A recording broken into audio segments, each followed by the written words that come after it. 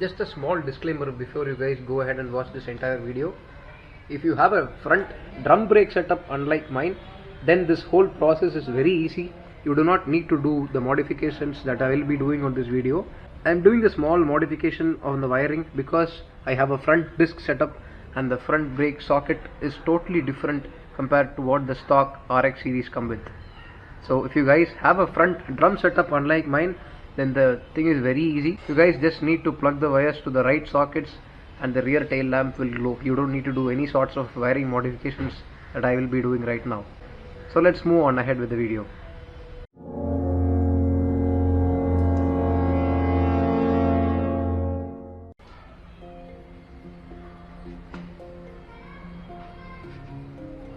Hey guys, Bratty Biker here. Hope you're all doing well. In this video, I want to show you guys how to make sure that when you engage the front brake, the stop lamp at the rear will glow. It requires a small amount of wiring effort, which I'll show you right away. In my particular motorcycle, it has a front disc setup from a first generation Bajaj Pulsar, the classic one. So the way that the front brake connects to the electrical system to engage the rear brake light is a little different than the stock drum setup that's found on the Yamaha RX series, but they both are pretty easy and pretty straightforward ways. I'll show you how to do it. Let's start by looking at the brake switch itself. Notice this point. So when I'm engaging the brake, the switch appears. Now I'm disengaging the brake.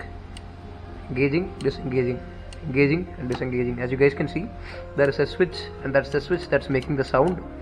So when I engage the brake, the switch lifts up and that's going to make the tail lamp glow.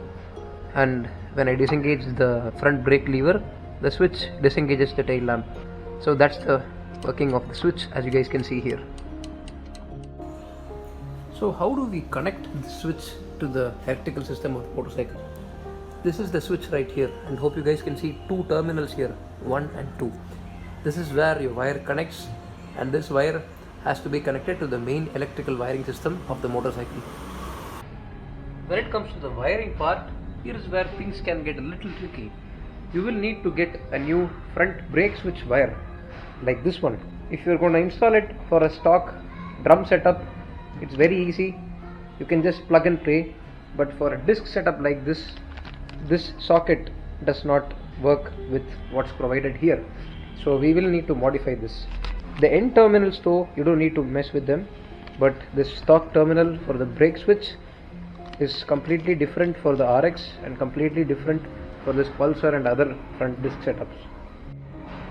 I'm not entirely sure if this method will work for all disc setups, because I do not know how the brake switch terminals would be on every other disc setup that is possible to be installed on a Yamaha RX series motorcycle.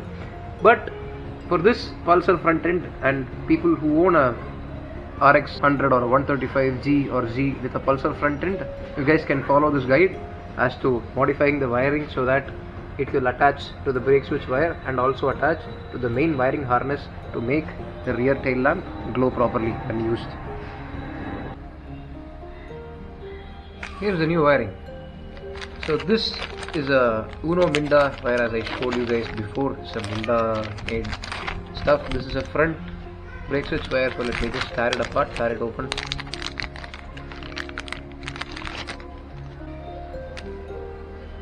This is your front brake switch wire. So this is the two wire ends that goes and connects to the main wiring harness. And if you have a drum brake setup, this is a direct fit. Of course it has to be. You just have to plug it in on your front brake lever. I do not have the lever with me currently, so I'll just put a picture up, and you guys can see a small hole right below the main brake wire that goes and connects to the drum. That's where you have to plug this in, and this one acts as a switch as well, as you guys can see. This one works in a way where when it's pressed, the brake light is supposed to glow, but on a Pulsar it's the other way around. So when it's pressed, the brake light should not glow, and when it's released, the brake light should glow, because the brake lever acts like this. So when the brake lever is pressed, you can imagine that my finger is the brake lever and I have a hand over it, and if I press it, it's going to go up, and if I release it, it's going to come and lock back in. So when it's pushed down, the brake light will not work. When it's pushed up, the brake light will work for the pulsar setup. And since we are using the pulsar setup, we have to modify the brake wires. Leave these two alone. These are needed. These are direct fit. This we have to cut it off because this will not work on our case. The main plan is we have to cut this off, and then we have to crimp new two small connectors that are compatible with the pulsar's brake switch. And for crimping, you will need this crimping tool. Sorry, I had it the other way around. So this is your crimping tool. It has a multi-usage stuff. This is where you actually crimp. Here is your wire cutter. Let me just enlarge it now. Here's your wire cutter, and here's your bolt cutter, and here is a non-insulated wire stripper, and here is an insulated wire stripper. So these are the gauges or the thickness of the wire. These also are the thickness of the wire. So you will need this. This is from Stanley. Let me just show you the whole box. It actually comes with a kit.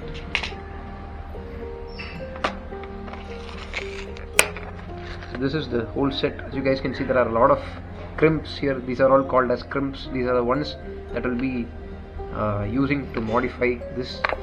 I'll tell you which ones specifically. There are a lot of different types of crimps here, and this one I'll post an Amazon link so that you guys can purchase this. This is a very wonderful tool, especially for old bikes. The electricals are pretty crap and you will be constantly needing to work on them. So let's begin the process. First off, we'll be needing to cut this entire thing off. So here's the wire, here's the multi-tool, and here is your wire cutter. So just expand it. Make sure you're just shy of this line, because this is where the factory has crimped it. We don't want that. Just shy of that, just before that.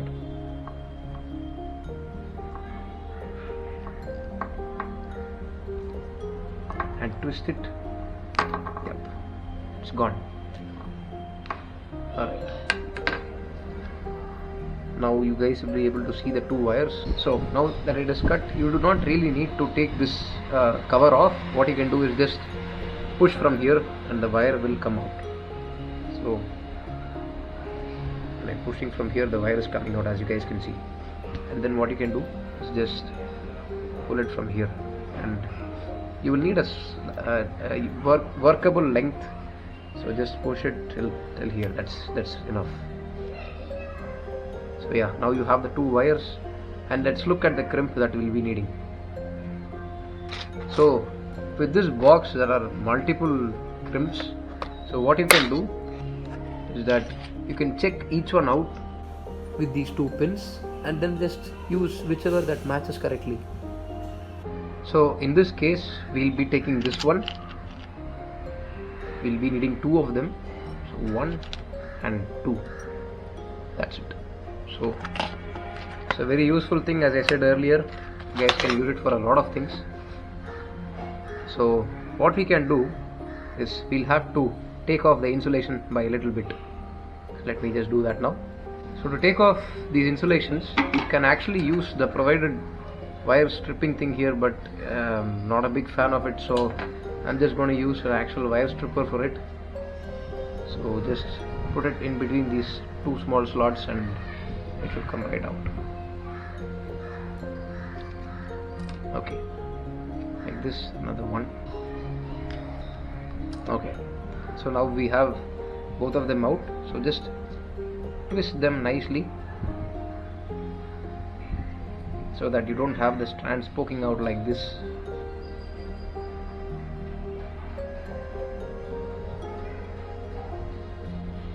So once you have twisted them, take the crimps, put it inside the tool, and you must see the wire, the actual wire. It struggling to focus anyways. You have to see the wire slightly peeking out. See that? The gold thing slightly peeking out. Once you have that, take your wire crimp tool, and you have multiple colors here on the insole closure thing. So the color should match with this color right here, this red one in my case. So what we can do is open this up, and then place it on top of the red one and just press hard. Once you press hard, it will be crimped, so the wiring is tight. Yeah, like this. See that? Same way, let's repeat the procedure. Twist your wire. You don't want to have strands sticking out like a flower, so twist your wire correctly. Make sure that there are no strands of the wire coming out, and put it in. You want the wire to slightly peek out from here. Use the crimping tool. Same way, match the color with the crimp. Place it in and press hard. Yeah, so as you guys can see, it has been crimped, and this is how the whole thing looks like. So this one goes to the main wiring harness, this one goes to the brake switch, and that's how we must crimp.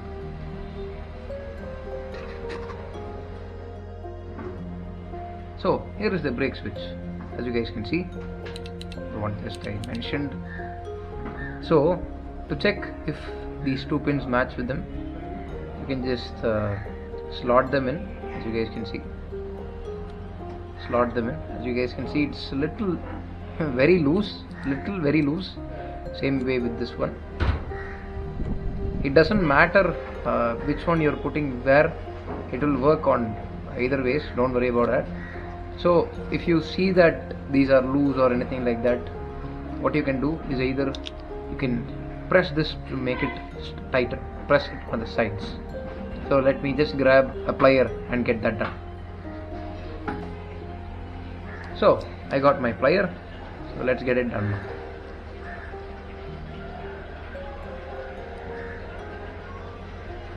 Just a little bit. Don't do it too much like I just did right now. Just a little bit is enough.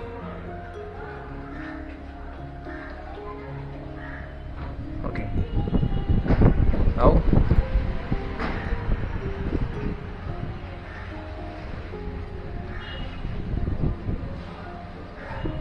this is because I did a little too much. That's why I'm straightening them down. Let's check one more time. Yes, perfectly tight. That's what we want. Yeah, see that? It's nice and tight. This is what you want. And now it's a very simple thing of just matching the colors with the actual wire. So this one is a, man, I am getting blind. Yeah, this is a green wire with a yellow line, and this is a red wire. So we'll have to remove the headlight to reveal the wiring, and then we have to connect it there. So now let's get it done now. Now that we have our custom wire ready, let's just pop this back in to the brake set.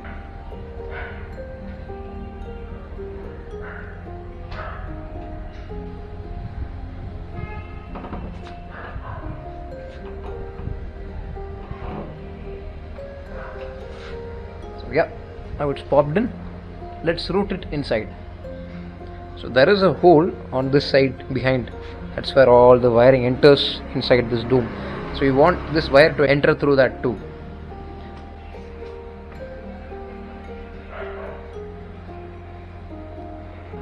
Now it's just a matter of matching these wires. So you guys can see two sockets here. Now I'll record on my phone so that you can have a closer view of it. So inside the headlight dome, you guys can see two wires. Here is the red one and here is the green one with the yellow line, exactly as per these two. There is a red one and a green wire with a yellow line. That's what you have to match. So let's bring that wire into this dome now. Alright, so as you guys can see, now the two wires are here. So just match these color combinations and put it on these two connectors. Here is the green one with the yellow line, and here is the green one with the yellow line. Let's just connect it there.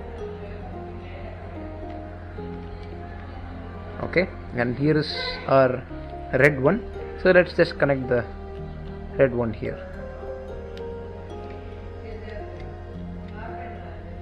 Alright, So now we have it. Before we put everything back, let us check if this works properly.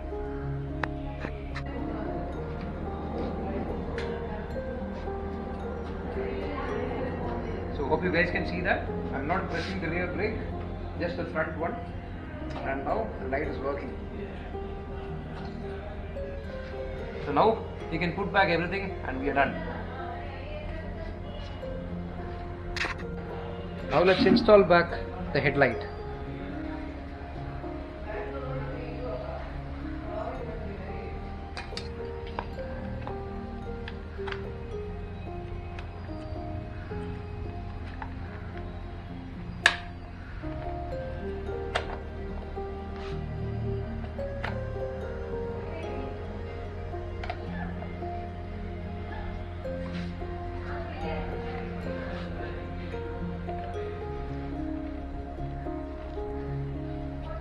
Okay, all set.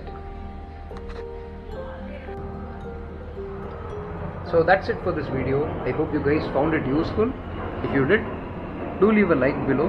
Please do comment down your video suggestions and video requests. I shall put in my best efforts to get it done for you guys. Do share this video with your RX friends. Do subscribe to the channel for more such two-stroke content.